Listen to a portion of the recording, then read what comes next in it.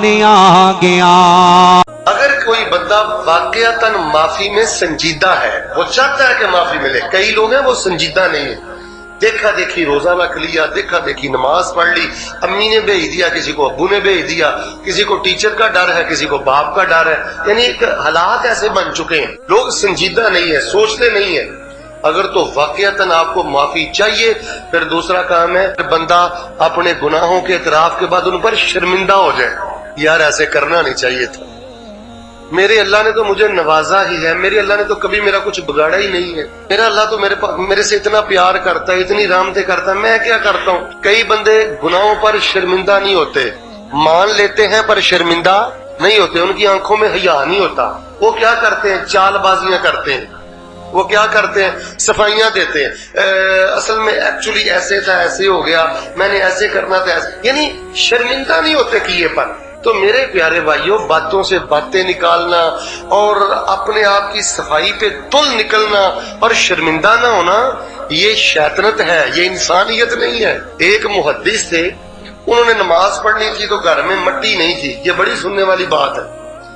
وہ مٹی لینے کے لیے باہر نکلے تو ہمسائے کے گھر کے باہر مٹی پڑی تھی، وہاں سے تھوڑی سی مٹی لے کے تیمم کر لیا۔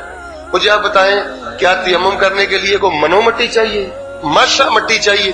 وہ انہوں نے مٹی لی، تیمم کر لیا، وقت گزر گیا، موت کا وقت قریب تھا تو وہ بڑے پریشان تھے۔ کسی نے پوچھا، حضرت آپ کا چہرہ بڑا اترا ہوا ہے، پریشان کیوں؟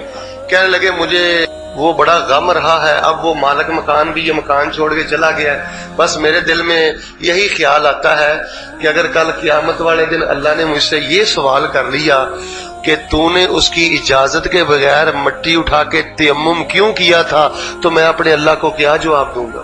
تو جو دکانوں سے چوری کر لیتے ہیں، فیکٹریوں سے چوری کر لیتے ہیں، لوگوں کے گھروں سے بددیانتی کر لیتے ہیں، کوئی شرمسار ہی نہیں ہوتے، آنکھوں میں حیا ہی نہیں ہوتی، یقین مان لیں۔ یہ نہ آپ سوچا کریں کہ میرے پاس گاڑی نہیں ہے، گاڑی ہونا کوئی کامیابی نہیں، یہ نہ سوچا کریں کہ میری لاکھوں میں پے نہیں ہے، تنخواہ نہیں ہے، کوئی بڑی سیلری، یہ کوئی کامیابی نہیں، کوئی 10 مرلے کا اچھا بنگلہ یا کوٹھی بندے کے پاس ہو کنال کی، یہ کوئی کامیابی نہیں۔ کامیابی یہ ہے کہ بندہ اپنے گناہوں کا اعتراف کرتا رہے اور اس کی آنکھوں میں حیا ہو اور اپنے گناہوں پہ شرمندہ ہوتا رہے۔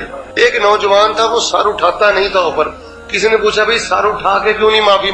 اس نے کہا، میرا منہ اس قابل ہی نہیں ہے کہ میں اٹھا کے اپنے اللہ کی طرف دیکھوں۔ شرم